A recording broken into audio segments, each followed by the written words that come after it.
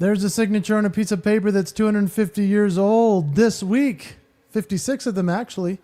And here's what most people forget when they look at that document. Those men weren't signing a celebration. They weren't signing a feeling. They were signing what they knew could be their own death warrant. The last line of the Declaration of Independence isn't a flourish, it's a vow. We mutually pledge to each other our lives, our fortunes, and our sacred honor. Lives, fortunes, sacred honor. That's not a slogan, that's a promise. The largest one in the history of this country, and a lot of the men who made it paid for it. This week, America turns 250. There will be fireworks. There will be a lot of concerts. There will be flags on every porch on the street. But underneath all of it is one word. The same word this whole show is built on. A promise. So today, we're not doing a fireworks roundup. We're going to the thing under the fireworks, what those men actually pledged, what it cost them, and the uncomfortable question it leaves on the table 250 years later. Did we keep the promise? Let's get into it. Father's Day is the easy day. No one can be the world's best dad for one branded Sunday in June. The Monday after Father's Day is the first Tuesday of the rest of your fatherhood. Pick one promise. The card expires, the promise doesn't.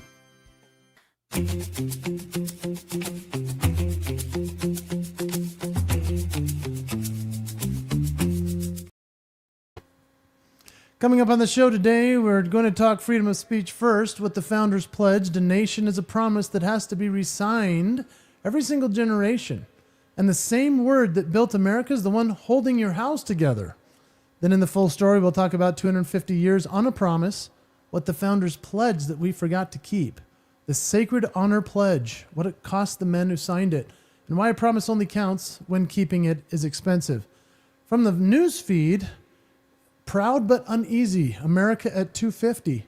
The brand new poll's landing right now as the country hits its semi-quincentennial, and the one place the promise was never actually stored. In Faith and Hope, we'll talk about Crown Thy Good with Brotherhood, the prayer hiding inside America the Beautiful, and the warning a school teacher wrote on top of a mountain in 1893 that we needed to hear this week. In Father Time, I'll be talking about some of our family 4th of July experiences that we've had through the years that we've enjoyed so much. And in the Funny Factory, we'll talk about things Americans believe with their whole chest. The backyard fireworks general, the grill commander, the guy who knows 2 verses of the anthem and hums the rest. And then Fitness Minute, built to last 250 more. A republic and a body run on the same fuel. Daily upkeep, not one big day, brought to you by Cardio Miracle, our sponsor. So we thank Cardio Miracle for all that they do. And stay with me. This one is for every American holding a sparkler and a promise this week.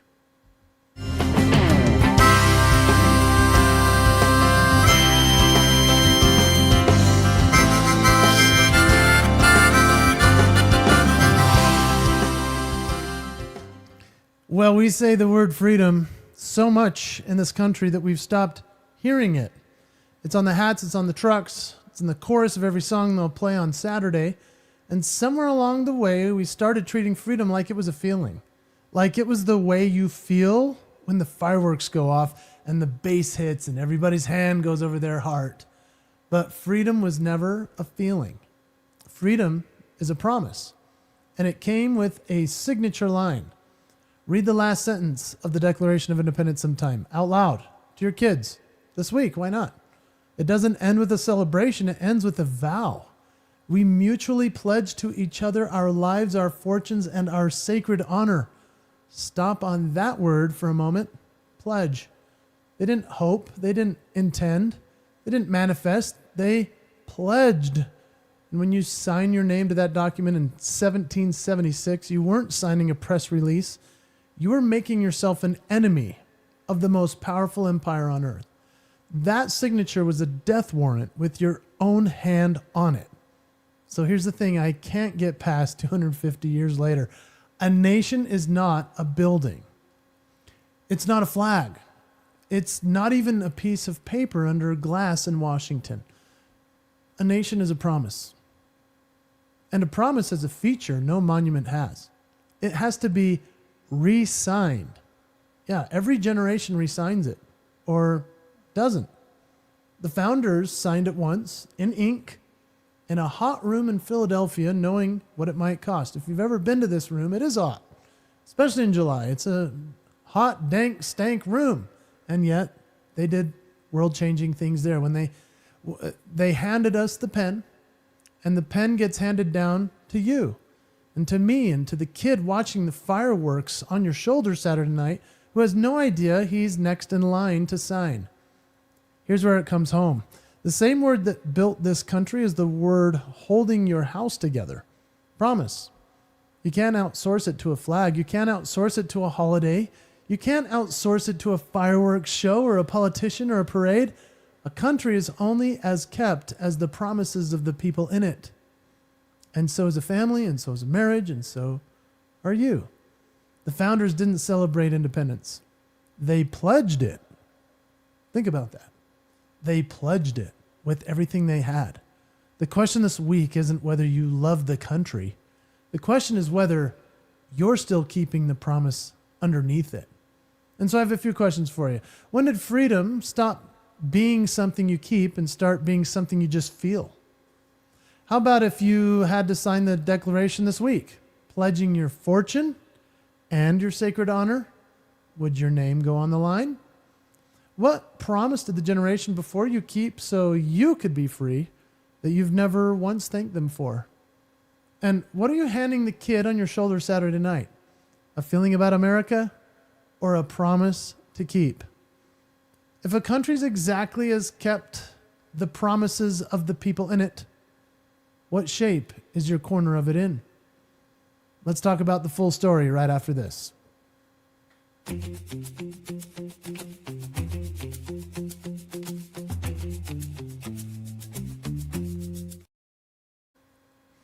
All right, I want you to picture the room. Philadelphia, summer of 1776, no air conditioning, flies in the window. I'm telling you, I've been there. It's hot. 56 men. And a single sheet of paper that ends with a sentence that would either make them founders or make them dead. And one by one, they walk up and they sign. We tell this story every July like it's a triumph. And it is. But we almost never tell the second half. The half where the bill comes due, because here's what we pledge our lives, our fortunes, and our sacred honor actually meant once the ink dried. Take John Hart, for example, of New Jersey. After he signed, the war came to his doorstep. His wife was dying. He couldn't get home to her. His children scattered and fled. He was hunted through the New Jersey countryside, sleeping in caves and forests to stay ahead of soldiers who wanted him dead. By the time it was safe to come home, his wife was in the ground, his children were gone, and his farm was burned and stripped. He died before the war was even won, never seeing the country his signature helped create. Man, think about the sacrifice of these people. Take Thomas Nelson of Virginia. At the Battle of Yorktown, the British took his own house and made it their headquarters, because that's just what you do, right? So Nelson turned to his own artillerymen and told them to fire on it, on his own home. He never rebuilt it. That's what was inside the word pledge. And so that's the part we skip. We keep the fireworks and we lose the cost. And the cost is the entire point. Because here's the truth that runs from that hot room in Philadelphia straight into your kitchen 250 years later. A promise that costs you nothing was never a promise. It was a preference. A preference is, I'll be there if it's convenient. I don't know if you know anybody like this. I know I've done some of that myself. No, a promise is, I'll be there, and if it costs me, I pay it. The founders didn't prefer independence. They pledged it. And then, a lot of them, they paid for it. Now, you and I are not going to lose our farms to soldiers, most likely. We're not going to fire cannons at our own houses. Our promises aren't going to cost us our lives, most likely, but they're going to cost us something. And the promise to your wife costs you the easy way out.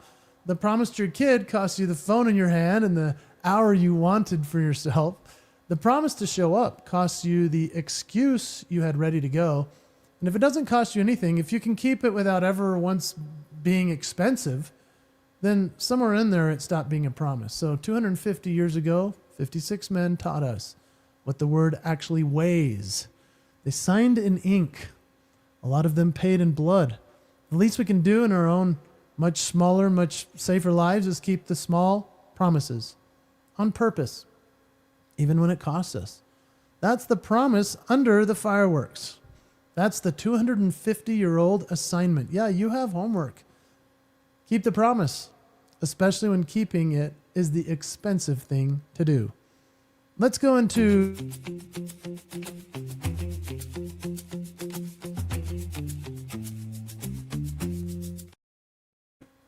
As we roll into the news feed, I just noticed we've had some comments here.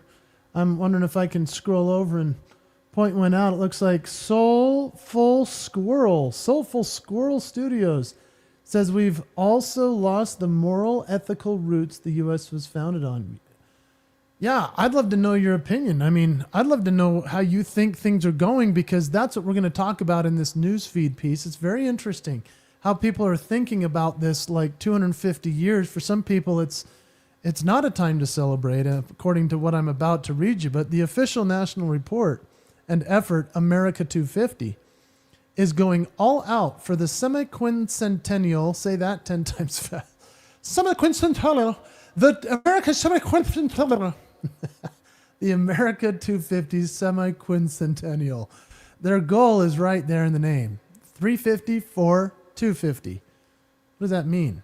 Engage all 350 million Americans in the 250th. Block parties across the country, a benefit concert, or lots of them, an app so you don't miss a moment. It's the biggest birthday party the country's ever thrown, and it's landing on a country that's feeling, yeah, just like that comment, complicated, right? And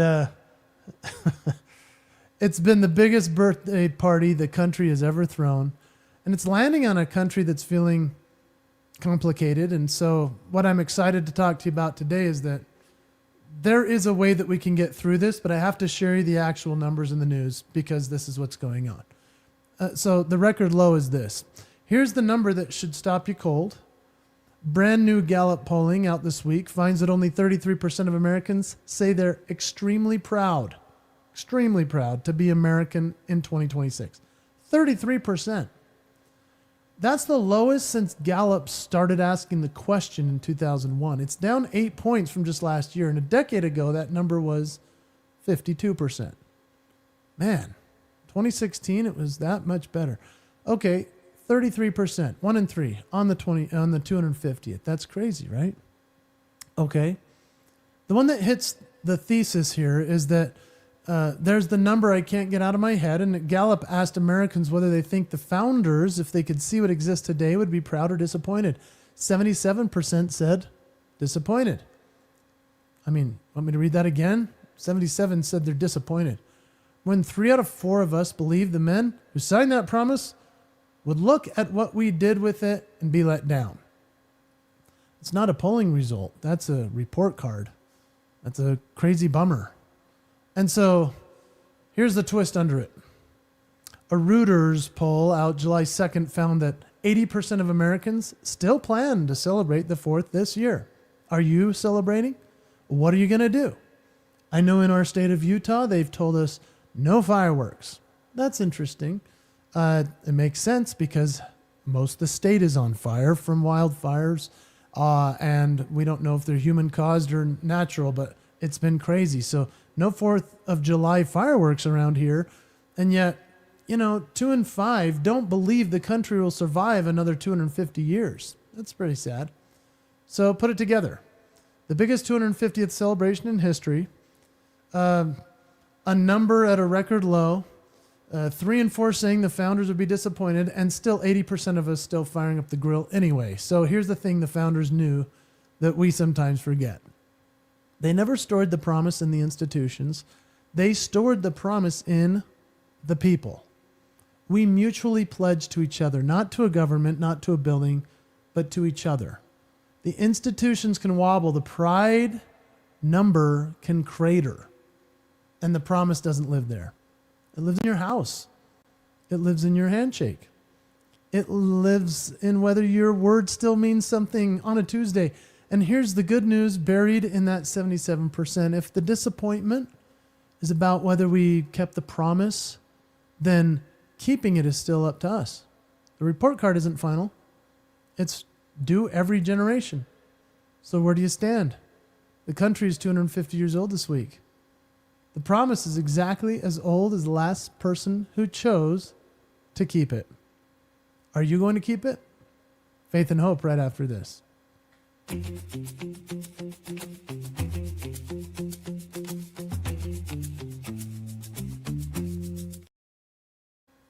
All right. We're going into faith and hope here. And, I was thinking it would be fun to start with a song, because when I think of America and the United States and all that we have, I think about the song we're going to sing on Saturday. Most of us only know the first verse.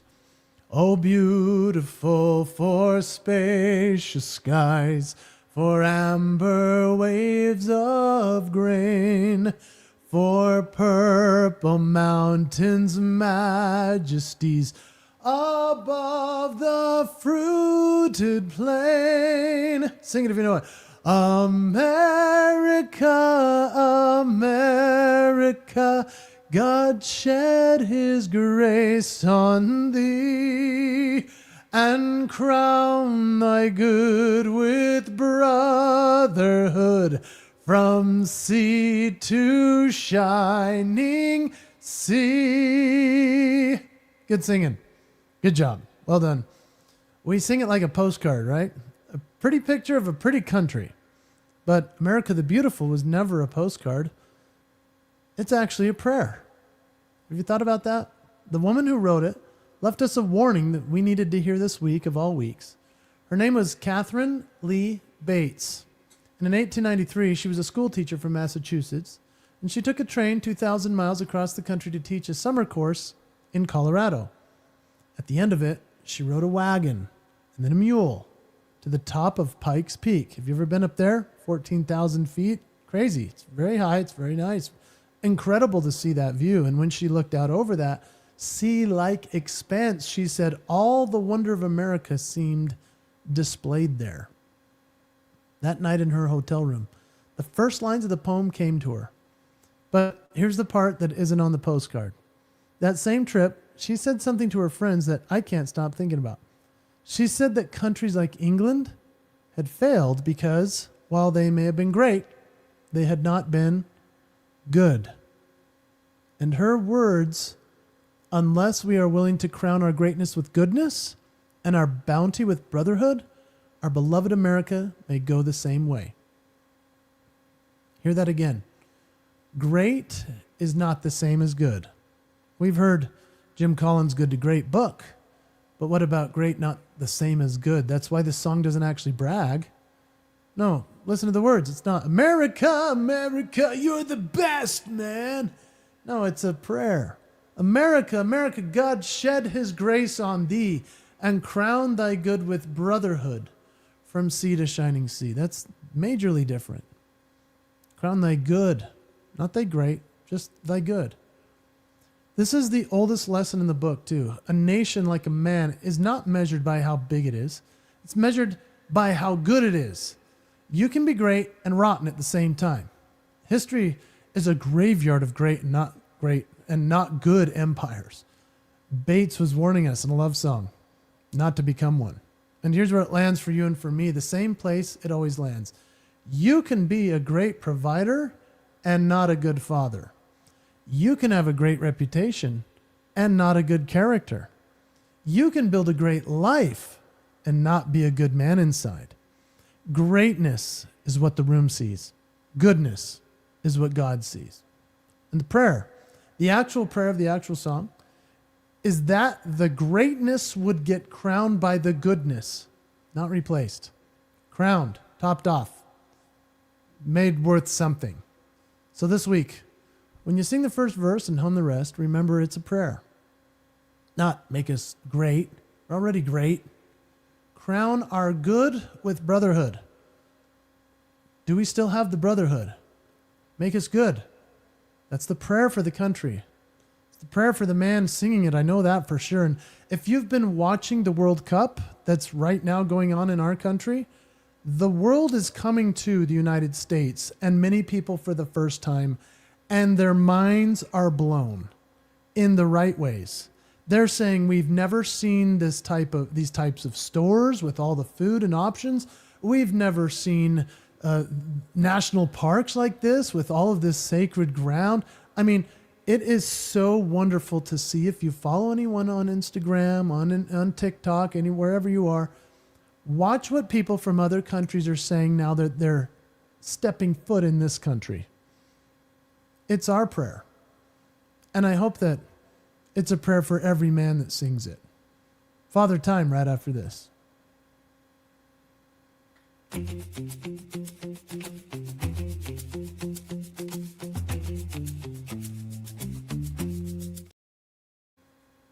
All right. As we roll into Father Time, I'll get there in just a moment. I was just looking over at Soulful Squirrel Studios saying something very interesting. Do we have an unrealistic view of what the founders built? A constitutional republic with the power built for the people. Yeah, good question. And they asked as well, but John Adams observed, our Constitution was made only for a moral and religious people. It is wholly inadequate to the government of any other. Yeah, that's the good stuff, right?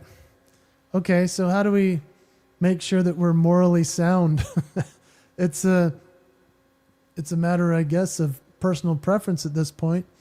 But if we can understand what God expects of us, that's a major part of it. And if we can believe that we've got it in us. Unfortunately, I think a lot of people have turned away from that concept and that idea, and that may be why Brotherhood is shifting a little bit or a lot, and people aren't as optimistic. And so instead of like telling everyone what morality ought to be, it's, in my opinion, it's just living our best lives, being our best self, serving each other. As long as we are able to reach across the aisle and love one another, that's what's going to fix everything. As long as we talk and listen, listen more than we talk. Those things matter. And as a dad, now we're in the Father Time section of this, this broadcast today. In the Father Time segment, I want to talk about being a dad of kids who are growing up in the United States this time and some of the places we've gone. I don't remember if we even have one time when we were home for the 4th of July with our kids. We always were traveling. We would either go we'd go across the country in our motorhome. We've celebrated it in multiple states. We've done sparklers on the beach in Florida. We've been in Illinois for one. I'm just trying to think of all the places. We've had some really cool 4th of July experiences. Now, 2 years ago, our family, and not just my little family, my family, this is the picture of them. This is my favorite people, right? Well, I also have an expanded family, which is my siblings, my parents. And what we did is we went on a cruise to Alaska. Yeah, if you haven't been to Alaska, that's kind of, in my opinion, the coolest state there is because it's just so vast and it's unbelievably beautiful. My daughter's living there right now. She's in Juneau, Alaska. And we believe that maybe she wanted to go there because of the experience we had on our stop in Juneau on the actual 4th of July. We didn't realize we were stepping into a time machine. Literally, we got off the boat and the streets were jam-packed. It's this very small town. It's a city, but it feels like a town. It's very small. Juneau is so special. And there were old dudes walking down the street in like full garb as if they were going to battle back in the 1700s. It was unbelievable. Those little cars with people in it. It was the ultimate parade, small town parade that you usually only see in a movie. People with as they're marching. We felt so much pride, the good kind of pride, in being an American. And being in Juneau, Alaska was very special. I don't know if you can get up there this year because it's kind of going to be soon, but maybe in the future you should check it out. I've been around the country and never seen a celebration quite this unique and special. And it really did something for my kids as well. They were just like, that was so cool. That was so different than what we expected. But, teaching your kids what it actually cost, it's pretty important to sit down and talk to your children about what the founders paid for and what that freedom isn't free. And, the moment you try to hand a kid the weight of it and not just the sparklers, it's an interesting thing to watch your kids realize that people died in order to preserve the opportunity that we have every single day. And so it was fun to travel. I would recommend you travel and you go out there, but also just be safe on this 4th of July. It's an important time, an important place for all of us. So I was thinking it would be fun to share with you the song that I was actually asked to sing because we are in town this week. Our state is under a mandate, no fireworks. So we are putting together in our neighborhood, a few streets over, we're putting together a gathering just for anybody that wants to come. And we're excited about that. And I haven't been in town for so long, and they found out I'd be around. And so they asked if I'd sing the song that I've become known for. I didn't write this song. This is a Lee Greenwood song, and it's he's the best singer of it, and he's pretty much the only one allowed to sing it for certain events. But then if they can't get him, they get me. And so I wanted to show you part of the song. We're not going to start from the beginning, but just I want you to watch this video that I'm going to share of me performing this and what happens to an audience when I perform it. You see, most of the audiences I've done in recent history, especially in large arenas and stadiums, they're not there to see me. They're there to see the main performer, speaker, and person that's like a celebrity, right? And so I get to come out and warm up the audience. And I like to celebrate patriotism. I love to help people feel grateful to be a part of the USA. Even if we disagree and even if we're not sure about our brotherhood, God bless the USA and bless us all to make it a great place, as great as we can make it ourselves. And so God needs to have a hand in that. Here's the performance. Watch these people. They get up and stand up and turn on their lights. I think I start the video where they're already doing that, but I hope you enjoy it. It's fun to share. Enjoy the song.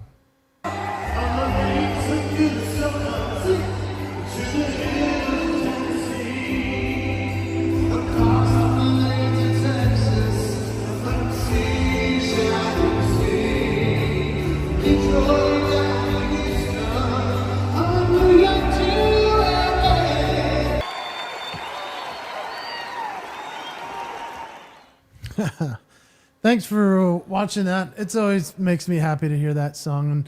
And the way I sing it is as if it's the last chance I ever get. And I appreciate Soulful Squirrel Studios. Nice voice. You inspire me to get back into leading worship. Right on. Thank you very much. And, I appreciate that. It looks like my man Mike LeBlanc also said nice voice. Thank you very much, sir. It's fun to sing those songs, especially when somebody like Lee Greenwood puts something that special together, and it's a real sacred anthem, in my opinion. Some of the best times I've ever had performing that song was with my dad. I don't have video of it, but when he and I sing it together, and it's very special because that was essentially the song that he liked the most, and so that's why I learned it.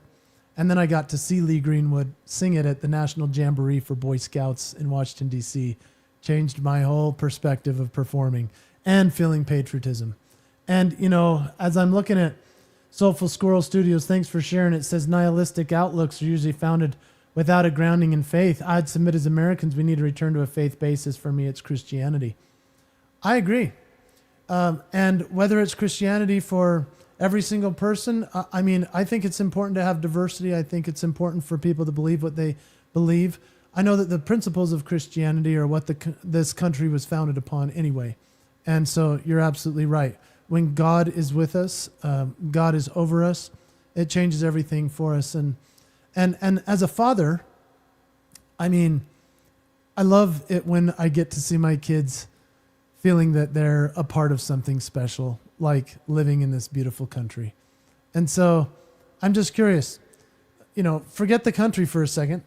What's the small promise you're pledging your own sacred honor to this Independence Day? Is it to me, to my wife? Is it to my kids? Is it to my parents? Is it to myself? Is it to God? The one nobody will see you keep. That's the promise. Pledge it out loud. I mean, right here, live. Say it. Do it. Be it. That's Father Time. Thanks for joining us on this. Let's jump into Funny Factory right after this.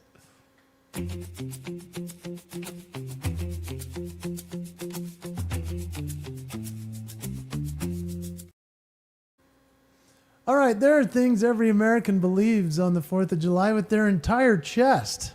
And not one of them would survive 5 minutes in a court of law. So here are the top 7. 1, that you are personally a professional fireworks technician.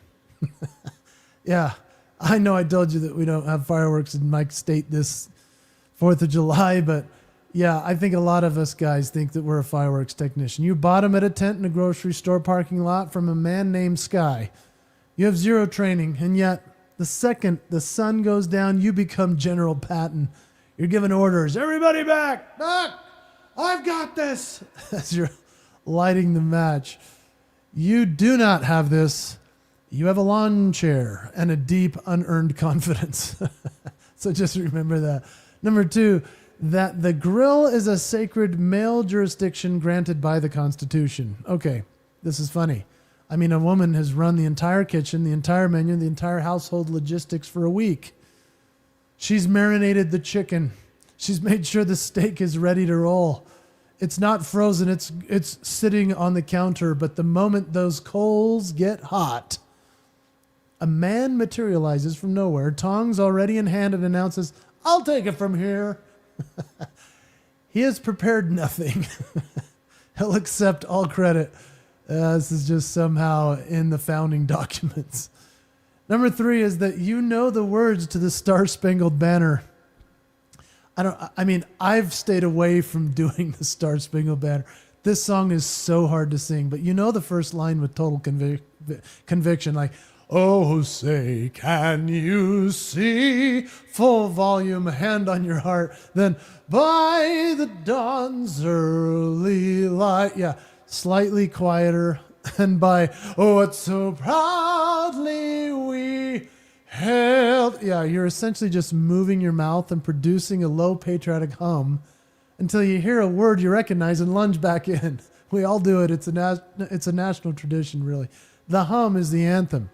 One of my favorite and the most tragic ways I've seen somebody sing this was like, he forgot all the words once he got to a certain part, and he's like, "And the rockets in the air, they were right there. The rockets in the air, they were right there." I feel for that guy because he just kept trying and it was not right. And it's hilarious because he's not the only one. I remember Michael Bolton forgetting the words, and he, like, in the middle of the song, the stadium starts booing and he goes, "I'll make it up to you." And then he cranked out something impressive. You got to look up the, like, botched Star-Spangled Banner. We've all been there. So I don't know if you've heard that version. I love the rockets in air. They were right there. That's the best. Okay, number 4, that one more hot dog is a reasonable decision. Yeah, it is your 6th hot dog, and it's only 4 p.m. You're not hungry. You have transcended hunger. But it's the 4th of July, and there's a man at a grill who believes he built that hot dog with his bare hands, and you will honor his service. Freedom isn't free, neither is the antacid you'll need at 9. Number 5, that the cooler is organized by a system only you understand. Yeah, the good stuff's in the bottom. Ice on top, soda's on the left, but don't move the blue thing. Nobody knows what the blue thing is. You don't even know what the blue thing is. You probably forgot to freeze it, but the cooler is your domain, and that system is sacred. And if someone reorganizes it, you will feel a grief you cannot explain. This is my favorite one. Number 6. Sparklers are safe for children's activity.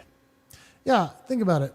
It's a metal stick burning at the temperature of the surface of the sun, and we hand it to a 4-year-old and go nuts, sweetie. And then we spend the next 90 seconds in a state of pure terror narrating safety rules. Nobody's falling. Don't run with it. Don't point it. Don't stab your sister. Oh, they're pointing. Okay. Yeah. Well, then don't give it to them. And be careful with those sparklers. Finally, number 7. That this is the year the family photo will be easy. Yeah, everybody's in red, white, and blue. We're just one good one. That's all we need. 20 minutes later, everybody's crying. Someone's blinked the entire time. The dog left. You've got 41 photos, not any usable. But you'll caption the worst one blessed and post it anyway. That, my friends, is the American spirit. Do you know how hard it was for us to get this photo of our family? We did this last summer. I'm so grateful we finally got one. But man, lots of blinking. And let me tell you, lots of people not pleased with even the fact that we chose that one. It is what it is. Go for it anyway. Happy 4th. Hug your people. Hug your family. Hum the anthem proudly. And the rockets were there. They were up in the air. Gave proof through the night that they were still there. All right. I've had too much fun with that one. Okay. We're wrapping up this show in just a minute. Let's jump into the final segment, the Fitness Minute, right after this.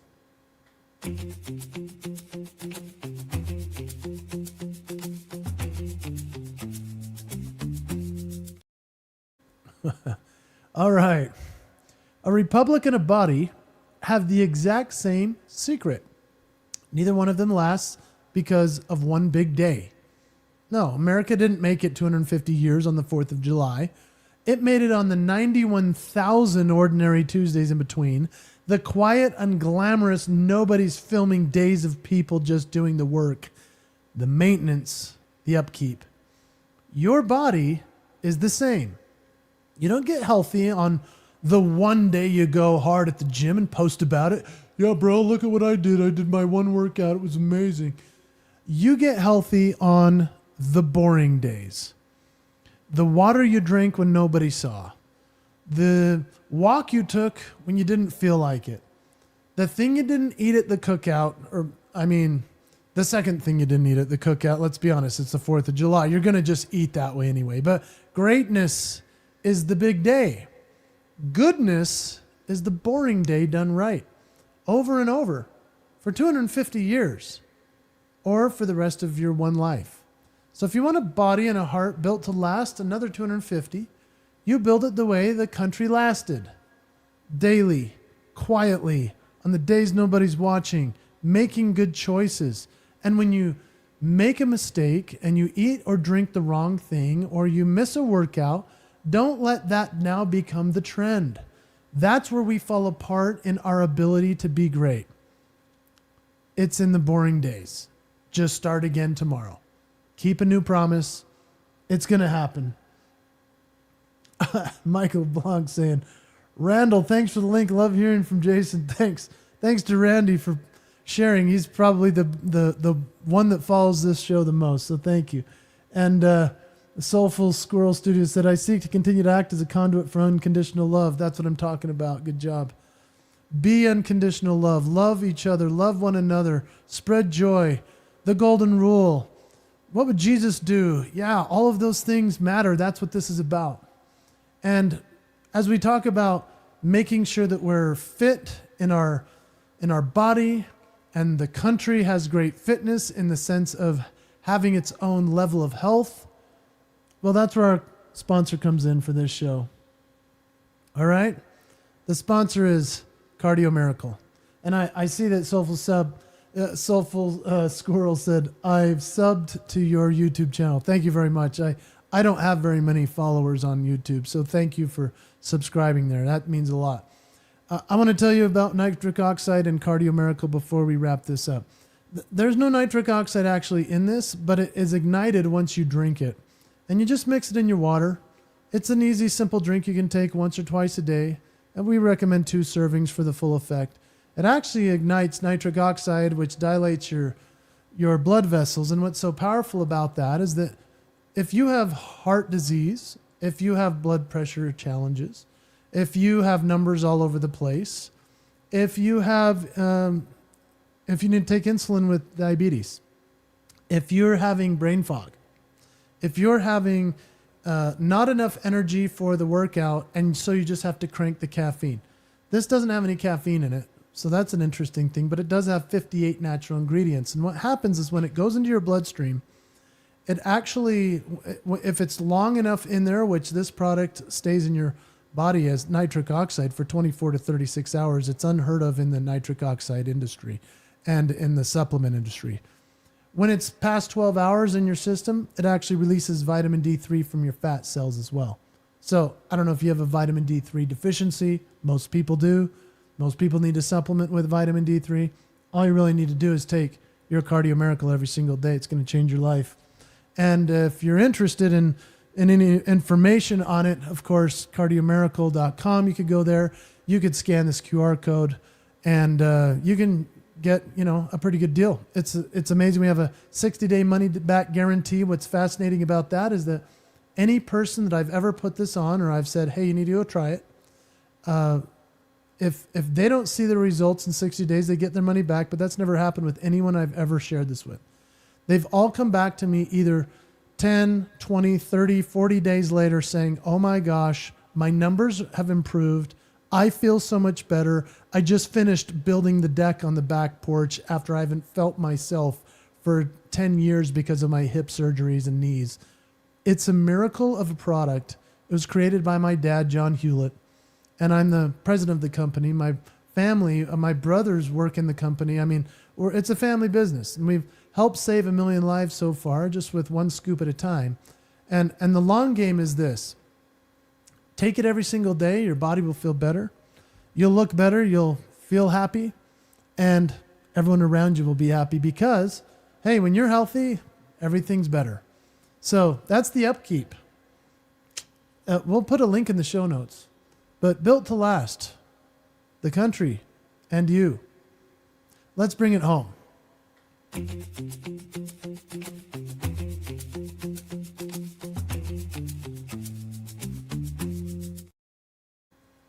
So here's where we land 250 years in.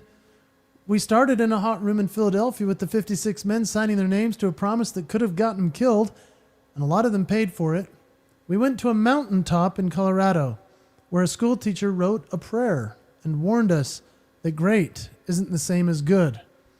When I think about Purple Mountain's majesty, I don't know if you know this about my book, The Promise to the One, if you can see that. That is a Purple Mountain majesty. Now, that's a mountain from another country because it's the Matterhorn, and I love that mountain. But what I love about it is Purple Mountain's majesty, The Promise to the One, if you want to check it out on Amazon. They have plenty of those left.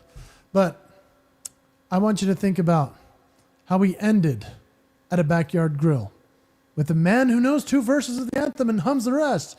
And the rockets were there, they were up in the air. That's America. All of it. The pledge, the prayer, and the hum. But under every bit of it is the one word this whole show is built upon. A promise. A promise to be one under God. A promise to help one another and love one another. Made to each other, re-signed by every generation that chooses to keep it. You re-sign it when you choose to keep it. This week, when the fireworks go off and the kids on your shoulders and everybody's hand goes over their heart, remember it's not a feeling, it's a pledge. And the pen's been handed to you. Keep your corner of it. Keep the small promises, even when it costs you. Especially when it costs you. I'm Jason Hewlett. This has been the Jason Hewlett Show. I hope you'll subscribe and share it with your friends. I'll see you next Thursday. Until then, keep the promise. Have a good one.